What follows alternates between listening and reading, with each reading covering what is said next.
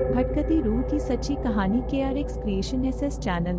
भूत प्रेत के किस्से सुनने में बेहद रोमांचक और दिलचस्प लगते हैं, लेकिन क्या हो जब ये किस्से सिर्फ किस्से न रहकर एक हकीकत की तरह आपके सामने आए। आज की युवा पीढ़ी भूत और आत्माओं के होने पर विश्वास नहीं करती, लेकिन जिस पर आप विश्वास नहीं करते वह असल में है ही नहीं, यह तो संभव नहीं है ना। आज हम ऐसे ही भूतहा स्थान से आपका परिचय करवाने जा रहे हैं, जिसके बारे में कहा जाता है कि इसका निर्माण स्वयं एक आत्मा ने किया था। जोधपुर, राजस्थान स्थित बावड़ियों के किस्से स्थानीय लोगों में बहुत मशहूर हैं। यहाँ पानी की कई बावड़ियाँ हैं, जिनमें से एक के बारे में कहा जाता है कि उसे भूत ने बनवाया था। जोधपुर से लगभग 90 किलोमीटर दूरी पर स्थित रठासी नाम का एक ऐतिहासिक गांव है। मारवाड़ के इतिहास पर नजर डालें तो यह ज्ञात होता है कि जब जोधपुर में रहने वाले राजपूतों की चंपावत शाखा का विभाजन हुआ तो उनमें से अलग हुए एक दल ने कापड़ा गांव में रहना शुरू किया।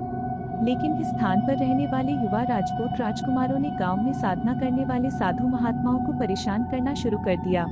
उन राजकुमारों से क्रोधित होकर साधुओं ने उन्हें श्राप दे दिया कि उनके आने वाली पीढ़ी इस गांव में नहीं रह पाएगी। साधुओं के श्राप की बात जब राजकुमारों ने अपने घर में बताई तो सभी भयभीत हो गए और उस गांव को छोड़कर चले गए। इस गांव को छोड़कर वह जिस गांव में रहने के लिए गए उस गांव का नाम है रठासी गांव।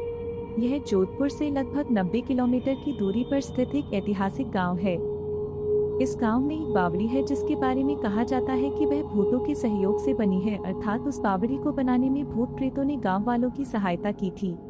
ठाकुर जय सिंह के महल में स्थित इस बावड़ी को देखने के लिए लोग दूर दूर से आते हैं। इस बावड़ी के विषय में यह कहानी प्रचलित है कि एक बार जब ठाकुर जय सिंह घोड़े पर सवार होकर जोधपुर से रठासी गांव की ओर जा रहे थे, तब रास्ते में ठाकुर साहब का घोड़ा उनके साथ साथ चलने वाले सेवकों से पीछे छूट गया और इतने में रात हो गई। राजा का घोड़ा काफी थक चुका था और उसे बहुत प्यास लगी थी। रास्ते में एक तालाब को देखकर ठाकुर जय सिंह अपने घोड़े को पानी पिलाने के लिए ले गए। आधी रात का समय था। घोड़ा जैसे ही आगे बढ़ा, राजा को एक आकृति दिखाई दी जिसने धीरे धीरे इंसानी शरीर धारण कर लिया। राजा उसे देखकर डर गया। उस प्रेत ने राजा को कहा कि मुझे प्यास लगी है, लेकिन श्राप के कारण मैं इस कुएं का पानी नहीं पी सकता। राजा ने उस प्रेत को पानी पिलाया और राजा की दयालुता देखकर प्रेत ने उसे कहा कि वह जो भी मांगेगा वह उसे पूरी कर देगा। राजा ने प्रेत को कहा कि वह उसके महल में एक बावड़ी का निर्माण करे और उसके राज्य को सुंदर बना दे।